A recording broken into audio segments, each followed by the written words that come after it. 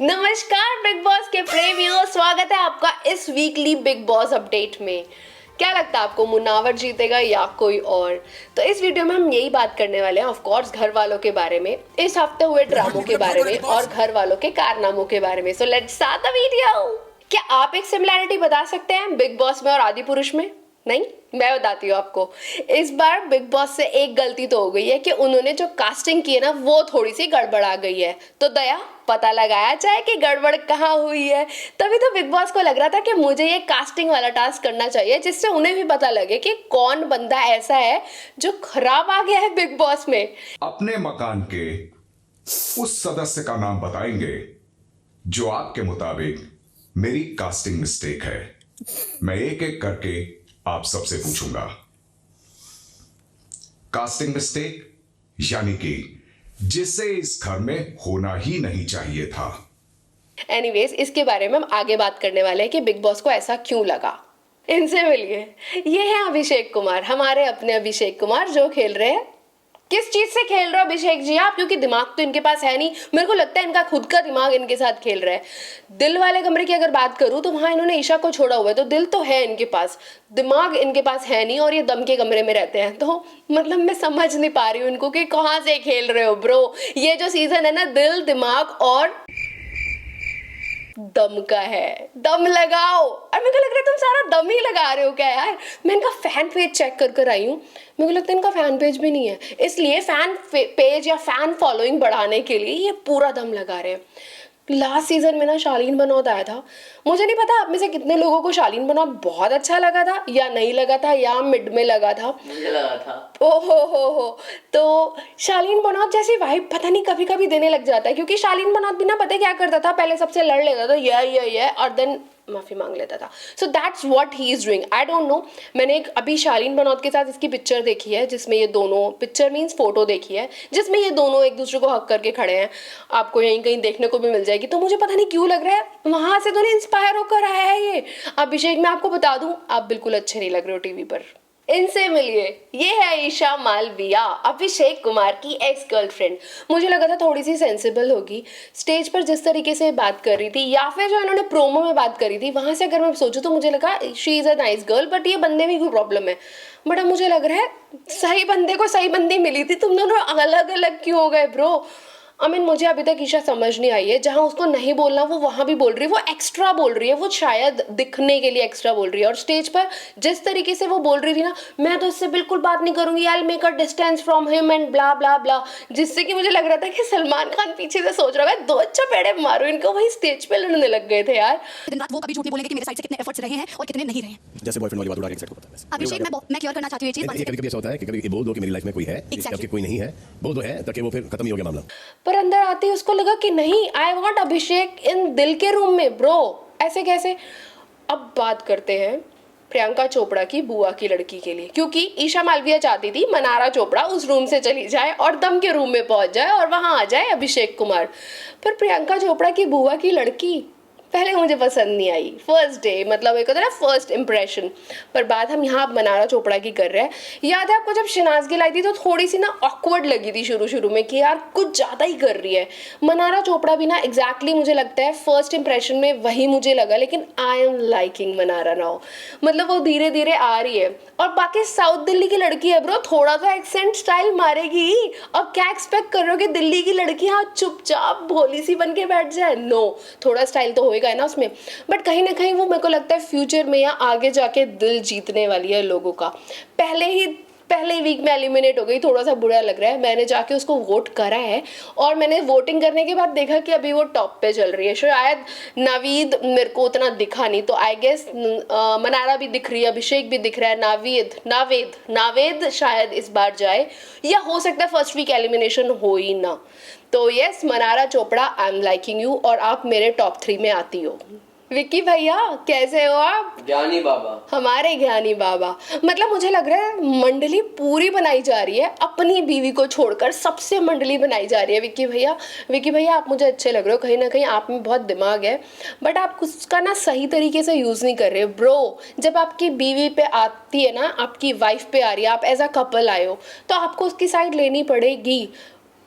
मैंने देखा अभिषेक और अंकिता की लड़ाई हो रही है जिसमें ना वो अभिषेक की साइड ले रहा है ना वो अंकिता की साइड ले रहा है, ऐसे खड़ा हुआ है। यार मैंने ऐसा बोला ही नहीं। आपने बोला ये वर्ड, सेम वर्डिंग थी, तुझे खाना पड़ेगा क्योंकि वेस्ट हो रहा है। मैंने कहा मैंने बुलवाया नहीं तो मैं क्यों खाऊं? नहीं ऐसा। और मैं ठंडे अंडे फ्रिज में पड़े हैं यार, बिल्कुल ठंडे हुए पड़े, मैं कैसे खा लूंगा?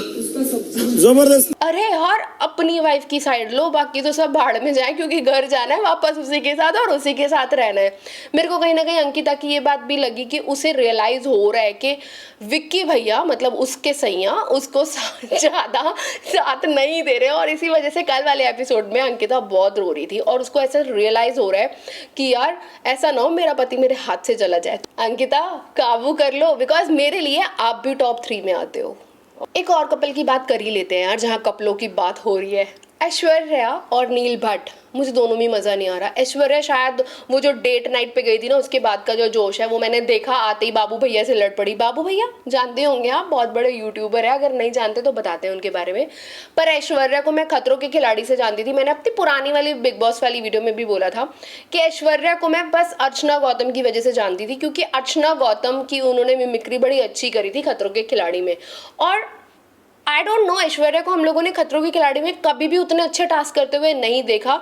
इस बात का मेरे पास सबूत है कि मेरा बेटा भी मेरे साथ बैठा है and he is a one who is like मम्मा ये कुछ नहीं करती, एंड खतरों के खिलाड़ी में भी वो टॉप 2 में है। मतलब वहाँ पे मैंने देखा कि वो बहुत ही ज़्यादा सारे टास्क को अबॉर्ट कर देती थी या उनसे नहीं होते थे, और यहाँ ये आई हैं, यहाँ भी इनसे नहीं हो रहे हैं, आई गेस समझ नहीं पाई हैं। और जिस तरीके से भोले बन के वो बोल रही थी ना कि मैं तो फॉर्मेट ही नहीं समझ पाई, अरे ब्रो फॉर्मेट नहीं समझ पाए, आप नहीं समझोगे तो कौन समझेगा। और नील अभी समझ रहा है कि मैं अपनी बीवी को पहले कैसे समझाऊं। आई गेस दोनों ही हस्बैंड वाइफ बड़े म्यूचुअल उससे आए हैं कि जो तू समझेगी उतना ही मैं समझूंगा, जितना तू समझेगा उतना ही मैं समझूंगी। तो दोनों से हो ही नहीं पा रहा ब्रो। ऐसे ना लेकिन कल का प्रोमो आपने देखा ना, नील भट्ट क्या गुस्सा हुआ था। सही नहीं चल रहा है, ऐसे नहीं चलेगा, आपको कुछ तो दिखाना पड़ेगा। तो बस इसी के साथ नील का आज वाला एपिसोड जरूर देखना आप। सो हैदराबादी भाई जो अभी आए हैं वो मेरे को कहीं ना कहीं एक स्टेबल पर्सन लग रहा है। मतलब गुस्से वाला है, आजकल सब में ही गुस्सा होता है, but he is little stable और वो समझदारी के साथ गेम खेलेगा। मैं उसे और आगे तक देखना चाहती हूँ कि आगे तक वो क्या प्लान करके और टास्क में किस तरीके से अपने माइंड को यूज़ करता है। बंदा मैंने पहले कभी नहीं देखा उस बंदे को, पर आई थिंक कहीं ना कहीं आई लाइक हिम। और उसी के बाद बात करते हैं यूके राइडर। मुझे लगा था यूट्यूबर है, अच्छा होएगा, काम होएगा, बिकॉज जो हम इन्फ्लुएंसर्स होते हैं ना, हमारा काम होता है सामने वाले को इन्फ्लुएंस करना। बट जहाँ से मैं देख रही हूँ ना, बाबू भैया आप बिल्कुल अच्छे नहीं लग रहे हो लड़ते हुए, आपको चीज़ें पता भी नहीं, आप फिर भी लड़ रहे हो। लड़ने से कुछ नहीं होएगा। पर अलविश यादव उन्हें सपोर्ट कर रहा है बिकॉज एक यूट्यूबर कम्युनिटी जो होती है ना, वो एक दूसरे को सपोर्ट करती है और करना भी चाहिए। तो मैं भी एक यूट्यूबर हूँ और आपको सपोर्ट तब करूंगी जब आप मुझे कहीं ना कहीं ठीक लगोगे। अभी जो आप इन्फ्लुएंस कर रहे हो ना बाहर लोगों को, उससे आपकी पर्सनैलिटी बिल्कुल जीरो लग रही है। आपको पता होना चाहिए कि आपने घर में कितने काम करने हैं और कर लिए हैं। जब सामने वाले से आप क्वेश्चन कर रहे हो तो आपसे जब कोई क्वेश्चन करे तो आपको भी उसका आंसर आना चाहिए। ऐसा नहीं अरे मैंने तो चॉपिंग की थी, पर आपने चॉपिंग की नहीं, आपने तो हेल्प की थी, वो भी किसी और की बर्तन धोने में, चॉपिंग में भी नहीं। तूने चॉपिंग क्या किया? सुबह काटा भाई क्या? अगर रुकना है दूर तक तो स्टे रहो, स्टेबल रहो, कंसिस्टेंट रहो और सच बोलो। अब बात कर ले मुनावर की। बिग बॉस में आने के लिए ना चाहिए होती है पर्सनालिटी। आपको चाहिए होता है एक ऐसा बंदा जो कूल हो, काम हो और जिसे समझ हो। तो मुझे लगता है मुनावर एक ऐसी पर्सनालिटी और उसे एक्सपीरियंस भी है, लॉकअप का विनर था। But The winner of Lockup Season 1 is 3, 2, 1!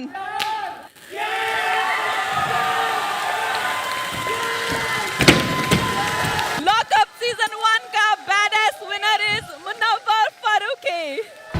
अगर उसकी ये साइड देखकर शिव ठाकरे वाली साइड देखूं तो वो भी बिग बॉस मराठी का विनर था, बट वो कहीं ना डगमगा गया था। उसको लग रहा था कि गेम ऐसी चलानी है। अभी तक मैं मुनावर को जहाँ से देख रही हूँ ना, मज़ा आ रहा है खूब। और मुनावर और मनारा दोनों मुझे बहुत अच्छे लग रहे हैं। कुछ लोग मुनावर और ईशा का जो हैशटैग चला रहे हो ना, मत चलाओ, बिल्कुल अच्छे नहीं लगते हैं दोनों।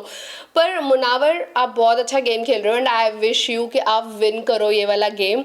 टॉप 3 में मैं आपको भी देखती हूँ। टॉप 3 में मेरे हिसाब से मुनावर, अंकिता और मनारा है एज ऑफ नाउ। काफ़ी लोग मेरी मनारा वाली बात से सहमत नहीं होंगे, बट मैं सहमत हूँ। I like that girl. बाकी जो बचे हुए लोग हैं ना मेरी लीस्ट कैटेगरी में आते हैं, लाइकिंग कैटेगरी में, बट सबसे ऊपर मेरे लिए तहलका।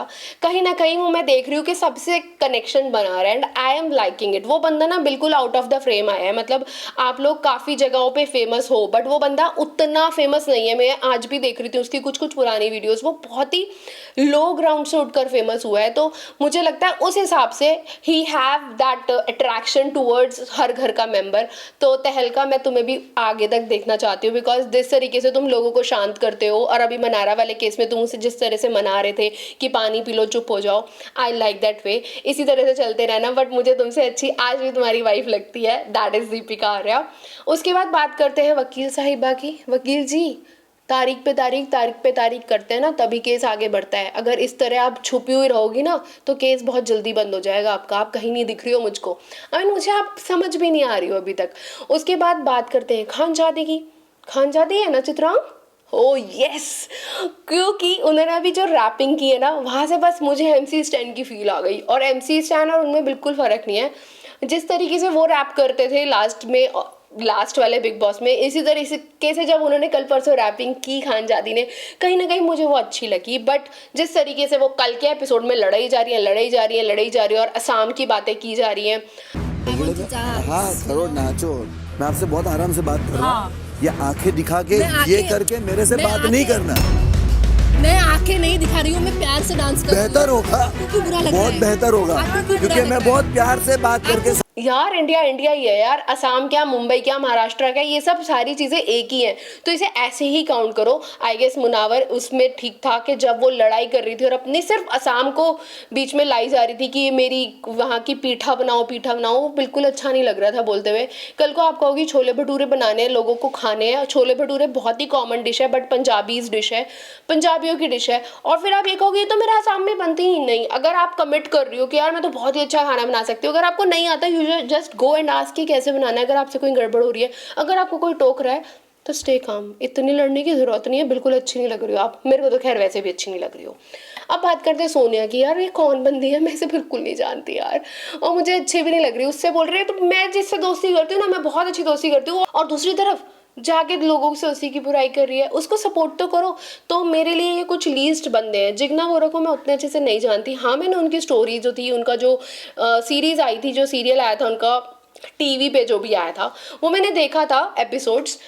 बट उससे अगर उस पॉइंट ऑफ व्यू से सिर्फ उन्हें जज करूँ तो मैं कैसे भी उन्हें जज नहीं कर पा रही हूँ। मतलब वो मुझे अच्छी नहीं लग रही। कहीं तो वो बहुत नॉमिनल सी दिख रही है कि बिल्कुल बहुत भोली सी बंदी है, और एट अनदर हैंड वो बहुत ही ज़्यादा मेरे को मत बताओ, मेरे को मत करो। पता नहीं, मैं समझ नहीं पा रही हूँ। या तो वो स्प्लिट पर्सनैलिटी है या वो अपने आप में बहुत वो है जो लेके नहीं आ पा रही आगे। सो ये कुछ लीस्ट बंदे हैं जो मुझे बिल्कुल समझ नहीं आ रहे। पर आपको पता चल गया ना मेरे टॉप 3 कौन है। अब आप बताओ कि आपके हिसाब से टॉप 3 कौन है या कौन होने चाहिए। चलो अभी के लिए इतना ही। और आई गेस आप लोगों को ये वाला एपिसोड हमारा अच्छा लगा होगा। मैं ट्राई करूँगी हर वीक आऊँ एक वीडियो लेकर। मतलब मैं अपनी बात तो आप लोगों को बता ही सकती हूँ ना, आप भी बता सकते हो मुझे अपनी बात कमेंट बॉक्स में। चलो अभी के लिए इतना ही। टेक केयर, ध्यान रखो अपना, रब रखा, और हाँ अच्छे से सपोर्ट करना अपने अच्छे फेवरेट्स वाले बंदों को।